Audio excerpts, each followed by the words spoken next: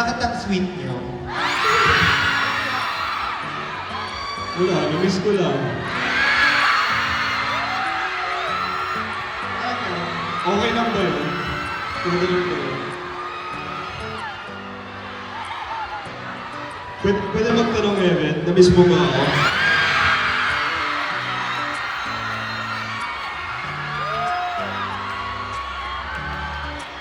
Madali naman yung sagot, oo, hindi lang eh. Isa na namang nakakakilig na balita ang pinag-uusapan ngayon matapos ang muling pagtatagpo ng dating magkasintahan na sina Marco Gallo at Heaven Peralejo. Sa isang media event, naging bukas ang dalawa sa pag-uusap tungkol sa kanilang nakaraan at ang kanilang mga naging pahayag ay agad na naging usap-usapan online.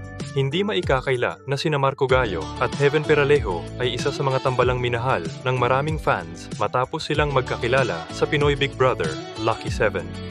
Mula sa kanilang pagkakaibigan ay nabuo ang isang romantikong relasyon na sinuportahan ng maraming tagahanga. Bagamat nauwi sa hiwalayan ang kanilang relasyon, marami pa rin ang nanatiling sumusubaybay sa kanilang mga karir at umaasang balang araw ay magiging maayos muli ang kanilang samahan. Sa media event ng Our Yesterday's Escape, nagkaroon ng masayang kulitan ang dating magkasintahan. Sa harap ng mga mamamahayag, pabirong tinanong ni Marco si Heaven kung na-miss ba siya. Hindi naman nagpaligoy-ligoy si Heaven sa kanyang sagot. Inamin niyang dahil matagal din silang magkasama noon, oo, na-miss niya si Marco. Dahil sa tapat na pag-amin na ito, maraming netizens ang kinilig. Para sa iba, isang senyales ito ng respeto at magandang samahan na nananatili sa pagitan nila kahit matagal nang natapos ang kanilang relasyon.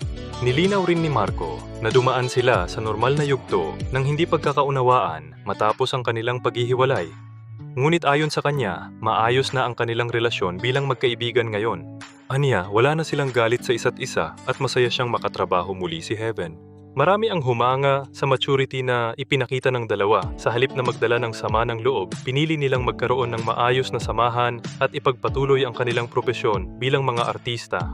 Samantala, ibinahagi rin ni Heaven ang kanyang nararamdaman habang papalapit na ang pagtatapos ng The University Series. Ayon sa kanya, masaya siya dahil naging bahagi siya ng proyekto, ngunit nalulungkot din dahil namimiss niya ang mga taong nakasama niya rito at nais pa sana niyang makasama habang tumatanda. Dahil sa kanilang mga pahayag, muling nabuhay ang usapan ng mga tagahanga tungkol sa dating tambalan ni Marco at Heaven. May mga nagsasabing nakakatuwang makita na nagawa nilang iwan sa nakaraan ang anumang hindi pagkakaunawaan. Para sa iba naman, sapat na ang makita silang magkaibigan at magkasamang nagtatrabaho ng maayos. Sa ngayon, wala namang pahayag ang dalawa na nagsasabing magkakabalikan sila. Ang malinaw lamang ay nagkaroon sila ng pagkakataong ayusin ang kanilang samahan at ipakita na posible pa ring magkaroon ng respeto at pagkakaibigan pagkatapos ng isang relasyon. Kung nagustuhan ninyo ang video, huwag kalimutang i-like, i-share at mag-subscribe sa Trends Network para sa mas marami pang showbiz updates at celebrity news. Maraming salamat sa panonood at magkita-kita tayo sa susunod na video. Handa na ba kayong makita muli ang architect at lawyer na nagpasimula ng lahat from Reina de España? Ladies and gentlemen, make some noise for Calizo Luna, Marco Gallo, and Heaven Peralejo!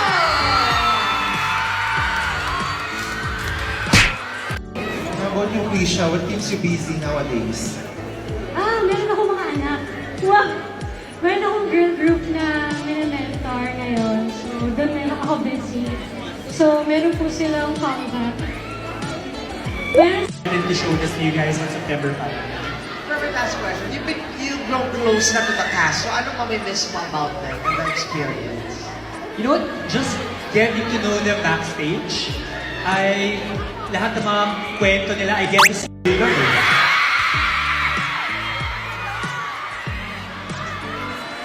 Heaven, no comment.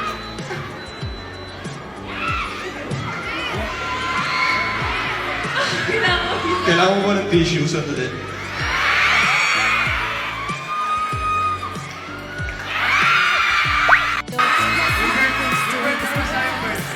Bert, ano masasabi mo? Ano masasabi mo? Ano masasabi mo?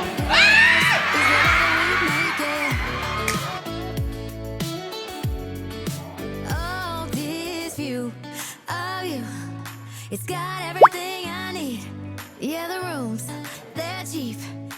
And if we don't wanna, we don't ever, ever, ever have to leave. Yeah, there might not be a palm tree inside, but there's not a cloud in your blue eyes. If we need a drink, I'll be the bartender. I got a fifth of Patron and a blender. Baby, slipping on a swimsuit is overrated. We don't need a beach to get a half naked. Life's too short, let's not waste it, 'cause paradise